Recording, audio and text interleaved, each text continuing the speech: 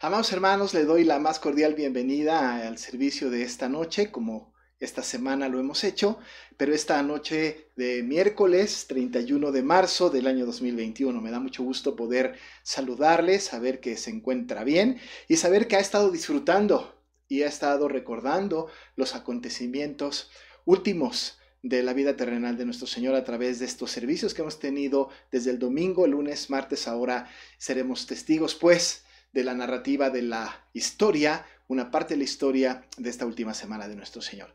Así que tenemos que estar atentos. Le doy la más cordial bienvenida. Entonces, me da mucho gusto que pueda estar entre nosotros. Vamos a iniciar este servicio y lo vamos a hacer escuchando con toda reverencia el preludio.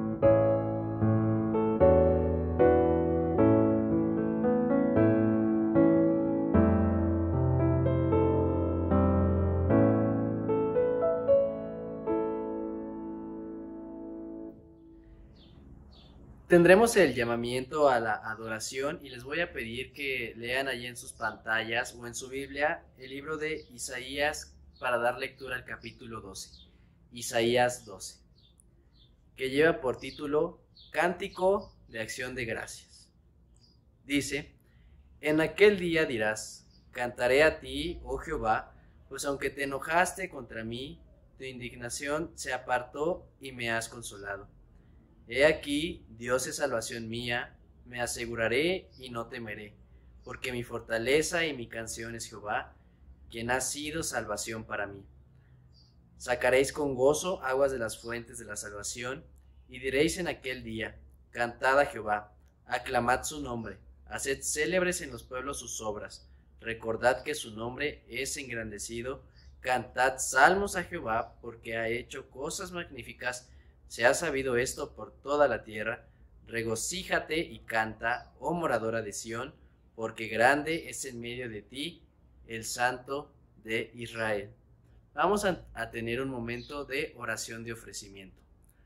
Señor, te damos gracias porque nos permites estar esta tarde, poder convivir como hermanos y sobre todo poder estar en comunión, aunque cada uno esté en sus casas, el poder alabarte, el poder honrarte, y te queremos pedir que tú apartes toda aquella distracción que podamos tener para estar concentrados y adorarte en un solo espíritu. Señor, en este momento te queremos pedir también que cada uno de los que vayan a participar en este culto pueda ser agradable para ti y sobre todo podamos dar testimonio de que somos hijos tuyos. Te ofrecemos este culto en Cristo Jesús. Amén. Te voy a pedir que te prepares para entonar el himno número 229, Ved al Cristo Rey de Gloria.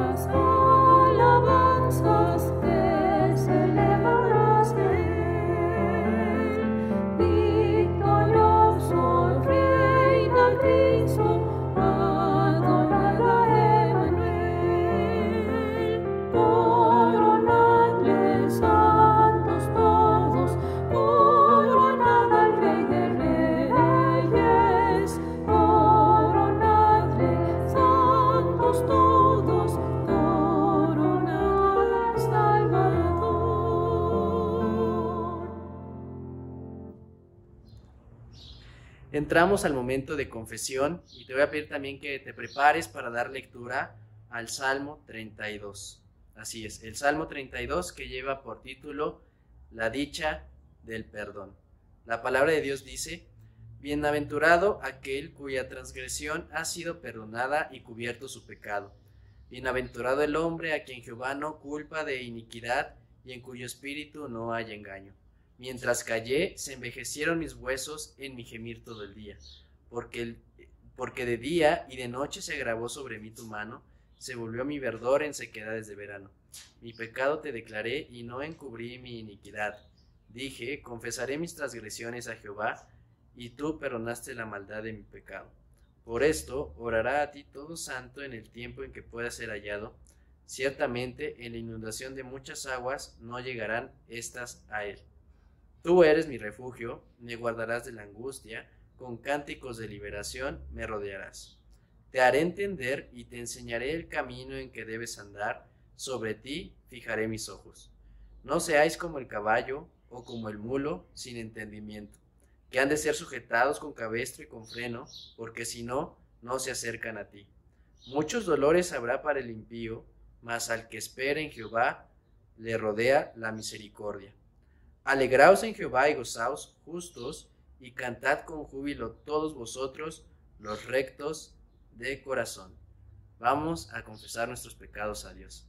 Señor, te damos gracias porque también tú nos das este momento dentro del culto para poder decirte que somos imperfectos. Sabemos que hemos fallado. Cada uno de nosotros conocemos cuál es esa falla, cuál es esa debilidad que tenemos, qué es lo que nos hace desfallecer. Te queremos pedir que tú nos muestres el camino correcto y sobre todo que tengamos presente tus mandamientos para dar testimonio de ti. Te pedimos perdón en este momento en Cristo Jesús. Amén. Te voy a pedir que te prepares para entonar el himno número 161, Hubo quien por mis culpas.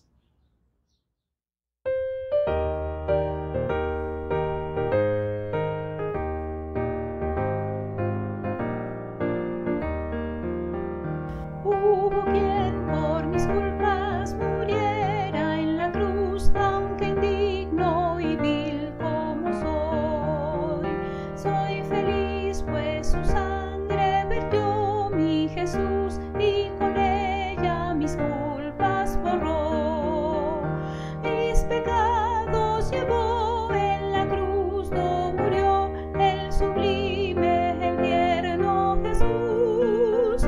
Los desprecios sufrió y mi alma salvó, Él cambió mis tinieblas en luz. Él es tierno y amante cual nadie lo fue, pues convierte al infiel corazón. Y por esa paciencia y ternura yo sé que soy libre de condenación. Mis pecados llevó en la cruz, no murió el sublime, el tierno Jesús. Los desprecios sufrió y mi alma salvó, Él cambió mis tinieblas en luz. Es mi anhelo constante a Cristo seguir, mi camino su ejemplo marcó. Y por darme la vida Él quiso morir, en su cruz mi pecado clavó. Mis pecados llevó en la cruz, no murió el sublime, el tierno Jesús. Los desprecios sufrió y mi alma salvó, Él cambió mis tinieblas en luz.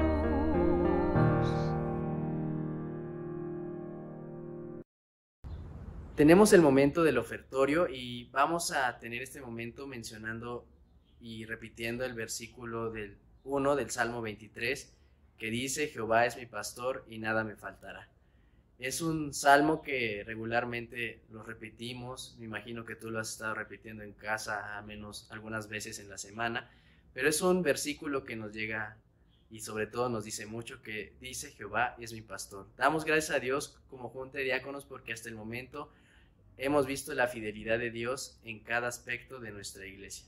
Te voy a pedir que cierres tus ojos y oremos por este momento. Señor, te damos gracias porque nos permites también ofrendarte, porque es una manera de demostrarte cuánto te amamos. Te queremos pedir que tú nos des sabiduría para saber cómo administrar nuestro tiempo y nuestro dinero correctamente. Que también, como junta de diáconos, nos des la sabiduría para poder realizar los movimientos de una manera ordenada y de una manera que también te puedan agradar a ti. Te ofrecemos este momento en Cristo Jesús. Amén.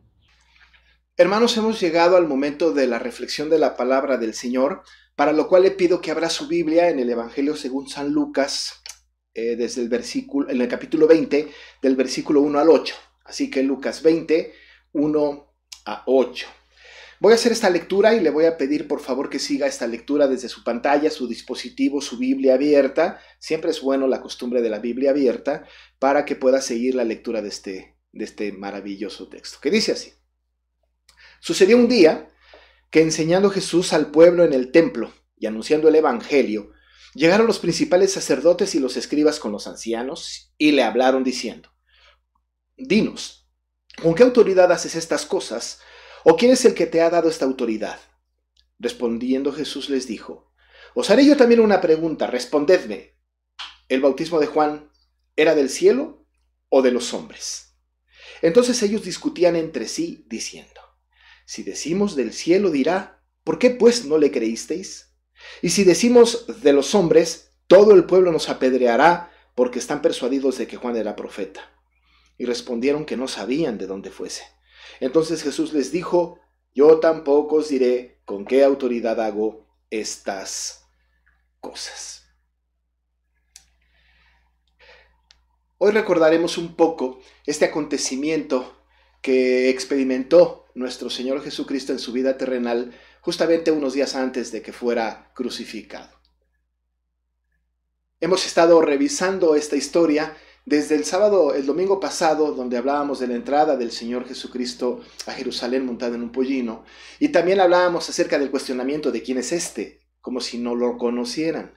Pero era una pregunta muy importante, pero que por cierto era una pregunta que estaba tratando de acomodar o de ubicar al Señor Jesucristo en una especie de clasificación, porque no podían entender qué clase de persona era Jesús cuando hacía semejantes actos, quizá para algunos rebeldes, quizá para otros gloriosos. Sin embargo, entonces revisábamos esto el domingo pasado. Hemos hablado también acerca, o en estos acontecimientos se ha considerado también este momento en donde el Señor Jesús también entra en Jerusalén, ya al templo, y se da cuenta pues que está lleno de mercaderes, está lleno de personas que están intercambiando monedas, que están vendiendo animales para los sacrificios, y él entonces tiene que enojarse con esa ira santa que tiene nuestro Señor Jesucristo, porque justamente estaba siendo convertido su templo en un mercader, en un mercado en donde se negociaba cuando la casa del Señor tenía que ser llamada casa de oración. Estos acontecimientos que eran muy importantes, que tienen que ver con esa entrada, la purificación del templo, eran eventos que estaban considerados como muy importantes, ¿no? Estos lugares eran lugares que daban pingües ganancias a la gente que estaba allá, incluyendo a los sacerdotes desde luego del templo, pero era muy significativo que llegara Jesucristo y tratara de poner orden en un lugar en donde solamente los fariseos de aquella época, el sumo sacerdote y toda la gente que estaba alrededor, podía hacer cambios. En realidad nadie podía, ¿verdad?, llegar a modificar lo que ya estaba establecido, a menos que fuera el Mesías, que por cierto Jesús no era reconocido por los fariseos como el Mesías, o ellos mismos quienes pudiesen modificar cualquier situación que sucediera ahí. Así que ese atrevimiento, este acto, ¿verdad?, rebelde de parte de Jesucristo, que humildemente llega a Jerusalén y al templo, les parece a ellos que es una especie como de gota que derrama el vaso. Así que esto lo único que resultó fue que reforzó el odio que tenían los fariseos, el odio que tenían los ancianos, los escribas con respecto de Jesucristo. Esto lo incrementó. Nos parece a nosotros a la distancia que podemos percibir a este grupo de personas enojadas, encolerizadas, porque no solamente el Señor se había atrevido a esto, sino que parece que el pueblo se había reunido en la entrada triunfal para celebrar la llegada de este rey, diciendo: Hosana, Hosana al hijo de David. David, bendito el que viene en el nombre del Señor, hosana en las alturas. Así que en verdad estaban aquellos hombres antagónicos de nuestro Señor Jesucristo, bueno, pues en un gran conflicto, con un corazón lleno de odio y por supuesto buscando, sobre todo, buscar la manera como pueden hacer caer al Señor Jesucristo en algo que pudiera resultarles como una herramienta para poder apresarlo y a la postre matarlo. Lo van a conseguir. Evidentemente el Señor Jesús sabía esto. No lo van a conseguir a través de ponerle una situación al Señor que no pudiese resolver, sino porque el Señor Jesucristo, independientemente de que ha vencido cada pregunta, ha vencido cada ataque de los fariseos, Él solo se entrega y Él solo se va a entregar a una muerte cruenta como la muerte de cruz, de la cual hablaremos después. En este acontecimiento vemos entonces al Señor Jesús llegando otra vez a enseñar, seguramente en el pórtico de Salomón, en donde se reunían diferentes personas, peregrinos que venían de algunos otros lugares, y el Señor Jesucristo estaba, como era su costumbre, y con toda humildad, sin duda alguna, enseñando. ¿Cuándo sucedió esto?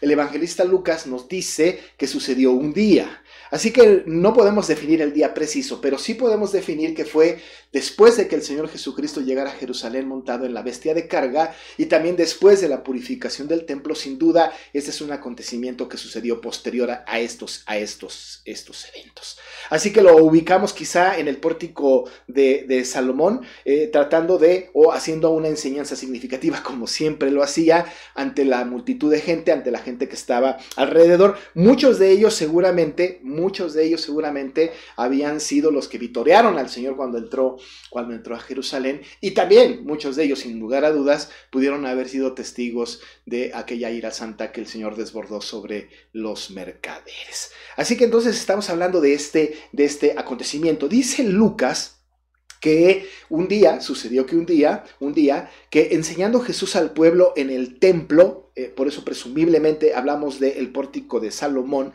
y anunciando el evangelio como era su costumbre, ¿verdad? Era el dueño del evangelio, la esencia del evangelio, compartiendo el evangelio, porque el evangelio no es otra cosa que Jesús mismo, la buena nueva de la salvación, que solamente era portada por él. Él estaba proclamando su propio evangelio, ¿verdad? Él es el único en el mundo que puede estar hablando de sí mismo, predicando de sí mismo, donde en sí mismo hay salvación.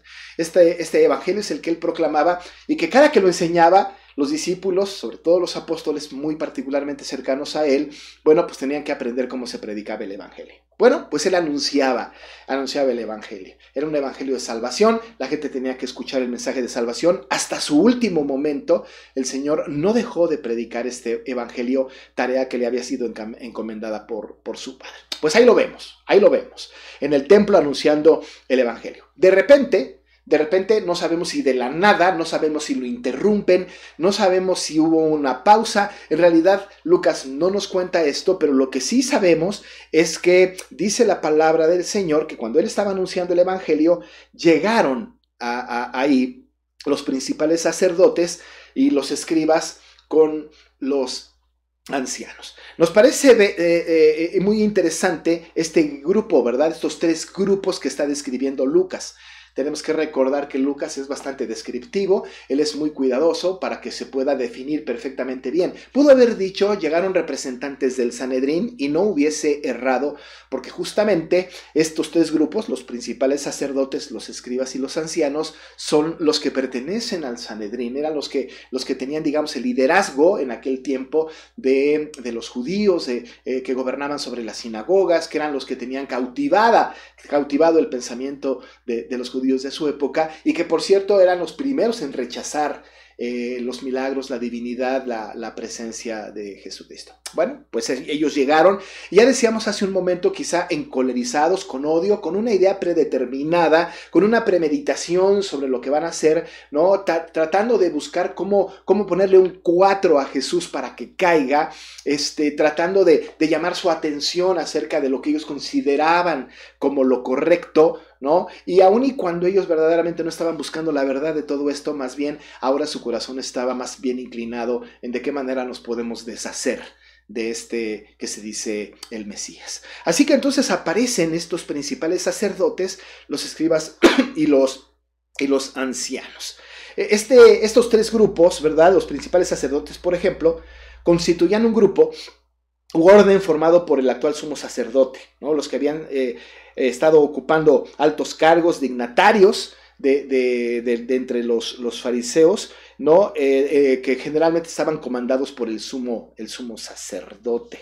De hecho, la custodia del templo había sido encomendada a estos principales sacerdotes que normalmente eran saduceos, saduceos. Ese es el primer grupo. El segundo grupo de los escribas básicamente estaba conformado por fariseos que se encargaban de enseñar la ley, que se encargaban de interpretar la ley, se encargaban de transmitir la ley. Eran aquellos que enseñaban en las sinagogas a las personas, a la gente, particularmente varones que se acercaban a la sinagoga o que deliberadamente eran enseñados por este grupo de personas y también eran parte de la sinagoga y eran parte de este grupo del Sanedrín. Estos eran los escribas. Pero por otro lado, Lucas nos menciona a los ancianos, ¿no? Los ancianos eran como pastores laicos, por decirlo de alguna manera, que cada grupo, ¿verdad? Que cada tribu tenía una representación para con el Sanedrín, y esta representación, bueno, era parte de los ancianos más venerables, los ancianos más reconocidos, y entonces eran enviados ahí como laicos, ¿no? Como hemos dicho, pero con una autoridad sumamente importante. Eran como los representantes de cada tribu que formaban parte del Sanedrín. Bueno, pues estos tres que formaban el Sanedrín, ¿verdad? Los principales sacerdotes, los escribas y los ancianos, con todo el conocimiento que tenían, sobre todo los escribas con el conocimiento de la ley que le interpretaban y le enseñaban, llegan, ¿verdad? Y aparentemente se habían puesto de acuerdo con anterioridad para poder formular preguntas o para poder cuestionar al Señor Jesucristo, y no se daban cuenta que finalmente Jesús no podía ser cuestionado. Así que se acercaron y le hablaron y se dirigieron a Jesucristo de inmediato y le dijeron, dinos, ¿no? Le dijeron a Jesús y hacen esta pregunta: ¿con qué autoridad haces estas cosas? ¿O quién es el que te ha dado esta autoridad? La pregunta es muy clara. Lo que están buscando estos tres grupos o estas personas es cuestionar a Jesucristo sobre la autoridad que viene a él y que le puede dar a él las credenciales suficientes para que pudiera hacer estas cosas. Cuando pensamos en estas cosas, estamos pensando en estas cosas no quizá como enseñar, que por supuesto puede estar considerado el Evangelio, sino estas cosas que tienen que ver con la entrada montada en esta bestia de carga, con este asunto de haber tirado las mesas de los cambistas en el templo, y ellos estaban asombrados, y entonces llegaron con Jesucristo seguramente al respecto de todos estos acontecimientos y le preguntaron: ¿con qué autoridad? ¿Quién te mandó? ¿Qué es lo que tú tienes? Incluso lo pudiésemos decir nosotros en este momento en términos más coloquiales de nuestra época: muéstranos tus credenciales. Cuando vamos en el camino, nos detiene alguien, ¿verdad? Bueno, nos muestra su credencial.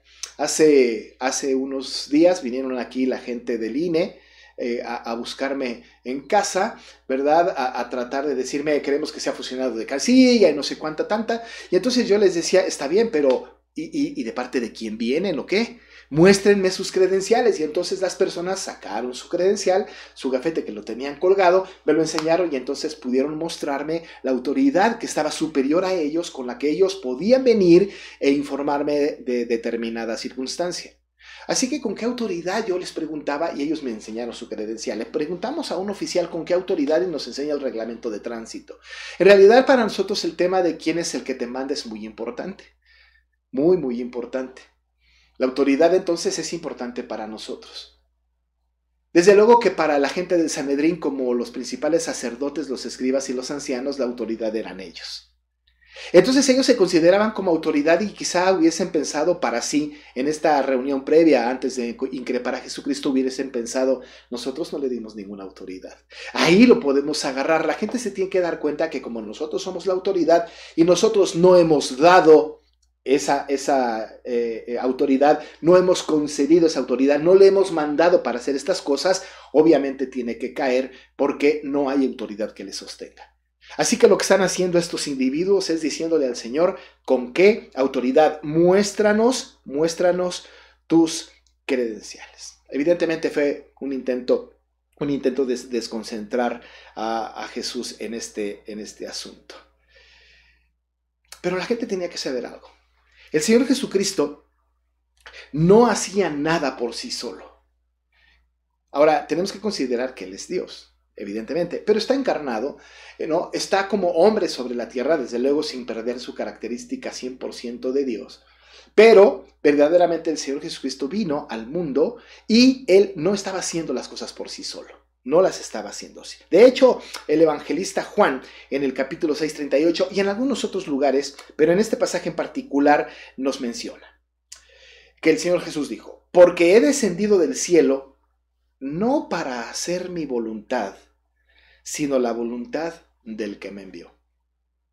Así que el Señor Jesucristo no actuaba por sí solo, que bien podría hacerlo porque es Dios, pero Él ha enfatizado a lo largo de su ministerio terrenal: lo que yo hago, incluso lo que yo digo, me fue encargado por el Padre. Juan dice: el que me envió.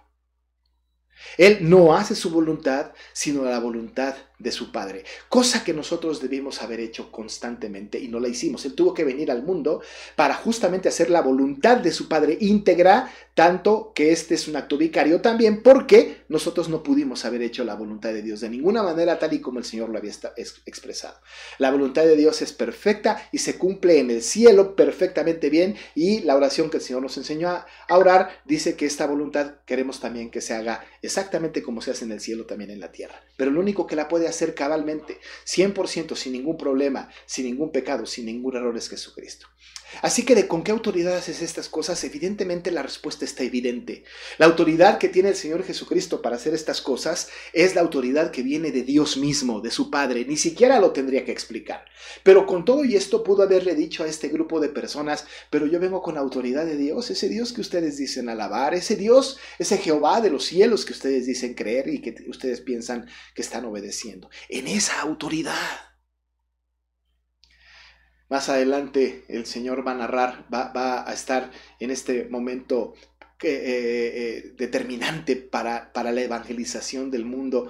Está registrado en Mateo 28 cuando Él dijo: toda autoridad, toda potestad me es dada en el cielo y en la tierra. Él está diciendo, ¿verdad?, con toda claridad, lo va a decir en el futuro: toda potestad, toda autoridad me ha sido dada. No solamente en el cielo, sino también en la tierra. Así que toda la autoridad viene de parte de Dios su Padre hacia Él. Esa respuesta debió haber sido importante, debió haber callado bocas. Pero el Señor no contesta esto.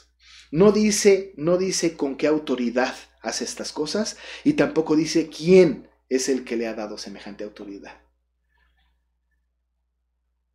Ahora nosotros a la distancia decimos: bueno, con la autoridad de Dios.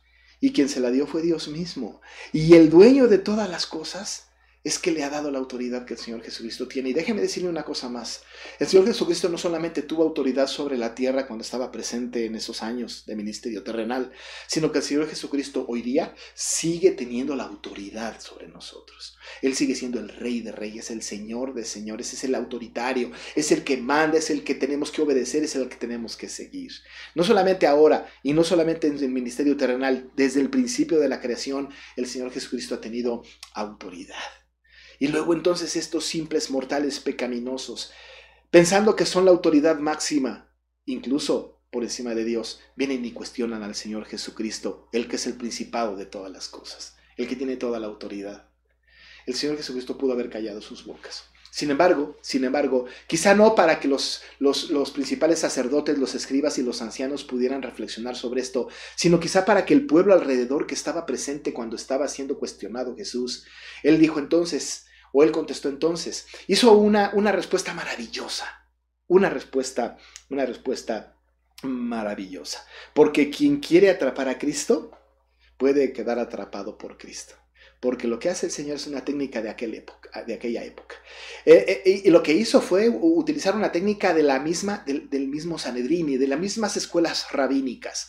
Porque lo que hace el Señor Jesús, en lugar de contestar la pregunta, hace una contrapregunta. Hace una contrapregunta.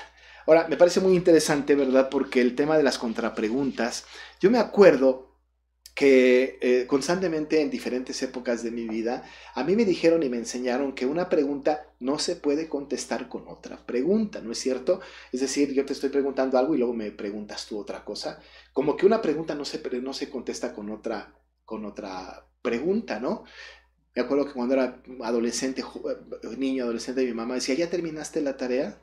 ¿Ya terminaste la tarea? Y yo le decía, ¿tienes preparada la comida? Como que no puedes contestar con una pregunta, tienes que contestar a la pregunta primero y después quizá formular otra. Pero contestar una pregunta con otra pregunta no es educado, no es retóricamente aceptable, pero la técnica de aquella época, sobre todo en las discusiones importantes, y cuando digo importantes eran discusiones filosóficas, incluso quizá teológicas, las contrapreguntas eran un común. Y entonces se establecían diálogos a través de preguntas y contrapreguntas que ganaba el que podía entrampar al otro con sus contrapreguntas. Bueno, pues el Señor Jesucristo, ante estas autoridades, ante estos maestros de la ley, ¿verdad? Ante estos representantes del pueblo, cuando le preguntan con qué autoridad haces estas cosas y quién te mandó para que las hagas, el Señor entonces contesta de una manera maravillosa. Dice en el versículo número 3, respondiendo Jesús les dijo, os haré yo también una pregunta. Note que no contesta el Señor. Respondedme. El bautismo de Juan les dice, ¿era del cielo o de los hombres? ¿Se puede imaginar la cara de los principales sacerdotes, los escribas y los ancianos? Yo me la puedo imaginar. Ninguno de ellos se atrevió. Y quiero que eso quede muy claro y que puede ser muy notorio en este texto. Ninguno de ellos respondió, primero contéstanos a nuestra pregunta. Ninguno de ellos dijo, no, Señor, no, por favor, no nos quieras confundir. Primero dinos con qué autoridad, y si nos dices con qué autoridad y quién te mandó, entonces nosotros te contestamos la segunda pregunta. No pasó así. Esto no sucedió. Cuando el Señor Jesucristo les dijo, yo les voy a hacer otra pregunta, respóndanme. Y entonces aquellos quedándose callados, el Señor les dijo, el bautismo de Juan era del cielo de los hombres. La sabiduría de Jesús, la inteligencia de Jesús, era tan, pero tan alta, que no había manera de que él pudiese quedar entrampado. Y como ya dije hace un momento, cualquiera que quiera atrapar a Jesús, quedará atrapado por Jesús. Aquellos que quisieron atrapar a Cristo, quedaron atrapados por Cristo. Porque cuando les hace esta pregunta el Señor acerca del bautismo de Juan, los metió en un problema muy serio. Tanto que podemos nosotros tener en esta imaginación santificada y creativa que tenemos, ¿verdad? Para poder hacer una representación virtual de aquella situación. Podemos imaginarnos a estas personas platicando entre sí, juntándose, ¿no? Tipo esta reunión de los equipos deportivos, ¿no? Y juntándose para platicar y decir, ¿qué hacemos? ¿Qué contestamos? No se les ocurrió, como ya les dije, contestar primero respóndenos nuestra pregunta y luego te contestamos esta, sino que se reúnen entre sí y entonces empiezan a cavilar y empiezan a hablar acerca de este asunto. Se dan cuenta de que están quedando entrampados porque dicen, si decimos, como dice el verso 5, que el bautismo de Juan viene del cielo, si decimos esto, ¿verdad? Entonces nos va a decir, ¿por qué no le creíste? ¿Por qué no creyeron a Juan? Así que si entonces ellos llegaran y le dijeron, el bautismo de Juan viene del cielo, entonces ¿por qué no le creyeron? Y hubieran quedado entrampados. Hubieran quedado mal. Pero por otro lado, ellos pensaban, pero por otro lado, si decimos que el bautismo de Juan viene de los hombres, todo el pueblo nos va a apedrear, porque están persuadidos de que Juan era el profeta. ¿Qué hacemos? Los principales sacerdotes, los escribas y los ancianos llegaron con una idea firme en su cabeza, casi convencidos de que iban a cuestionar de tal manera a Jesús que lo iban a atrapar. Quisieron atraparlo. ¿Con qué autoridad haces estas cosas y quién te manda para que las hagas? Lo quisieron atrapar. Y en un abrir y cerrar de ojo quedaron atrapados por Cristo. Porque ante la pregunta de que el bautismo de Juan es del cielo o de la tierra, no supieron qué contestar. Aun y cuando tenían dos posibles respuestas, inteligentemente pensaron que si dicen del cielo, ¿por qué no le creísteis? Y si dicen de los hombres, como dice la palabra, el pueblo nos va a apedrear. Porque para el pueblo Juan es un profeta. No hay respuesta posible. En ninguna de las respuestas salimos bien librados. Así que ante esta situación, ante haber quedado atrapados por el Señor, ante este asunto de una pregunta tan simple, entendiendo que no hay respuesta posible que no les perjudique, dieron una respuesta lo más teológica y lo más lógica posible. Versículo 7. Ellos respondieron que no sabían de dónde fuese. Eso fue lo más inteligente que pudieron haber hecho. Pero por cierto, lo único que estaban haciendo ellos era evidenciando su ignorancia. No tenemos idea. No sabemos cómo fue la reacción, pero lo que sí podemos nosotros imaginarnos, y con esta especulación santificada que les digo, pudiésemos sacar una conclusión, es que ellos lo que hicieron fue mostrarle a la gente alrededor que su ignorancia, su incapacidad y su falta de la luz que representaba Cristo habían quedado atrapados por él. Por supuesto que esto va a enojar más a este grupo. Por supuesto que esto no va a quitar el empeño de buscar cómo asesinarlo, cómo matarlo, cómo eliminarlo del mapa. Pero ante la controversia, el Señor sale ganador. Porque, como he dicho, el que quiere atrapar a Cristo, queda atrapado por Cristo.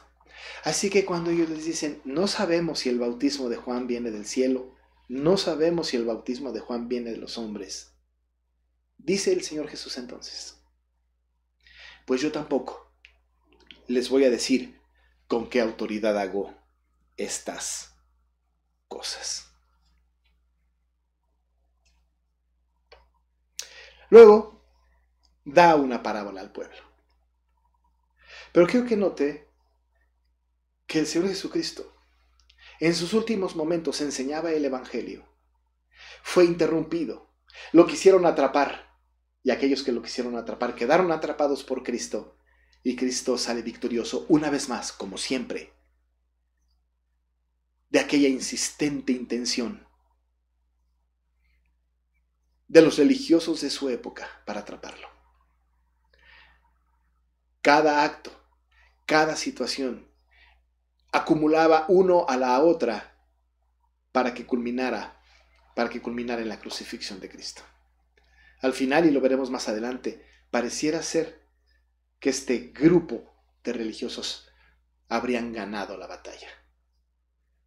Pero no se dan cuenta que quien ganó la batalla, y la ganó para él y para nosotros, fue nuestro Señor. El que quiere atrapar a Cristo, quedará atrapado por Cristo. Oremos.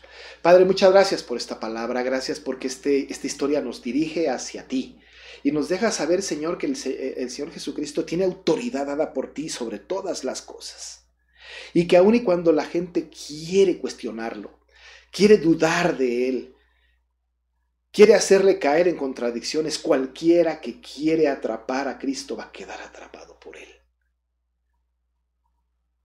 Nosotros creemos en él. Y creemos que es la máxima autoridad. Y creemos que todo esto, Señor, lo hizo para consumar nuestra salvación. Gracias, Padre. Te alabamos y te bendecimos y te pedimos que confirmes la palabra en nuestro corazón. En el nombre de Jesús. Amén.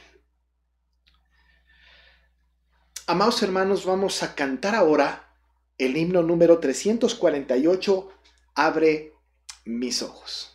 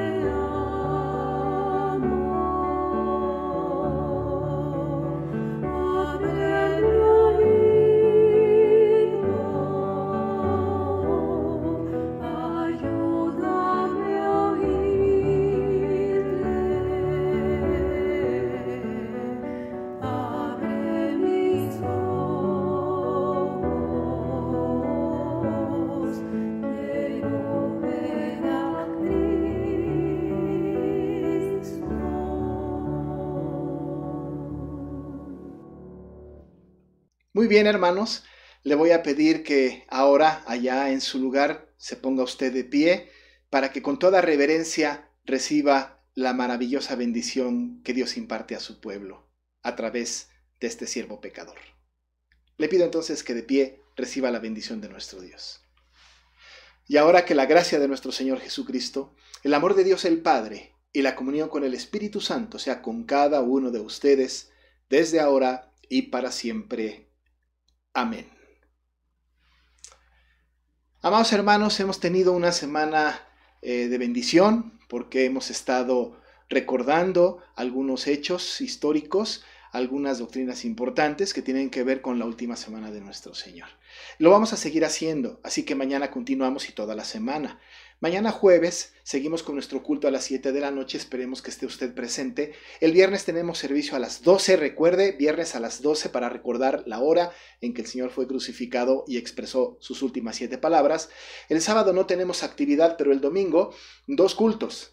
A las 7 de la mañana el matutino de resurrección y luego entonces a las 12 del día tenemos también nuestro servicio de adoración normal dominical. Así que le invito a todas estas actividades, no falte, siga conectándose, deje un saludo, deje un comentario, déjenos saber que está presente.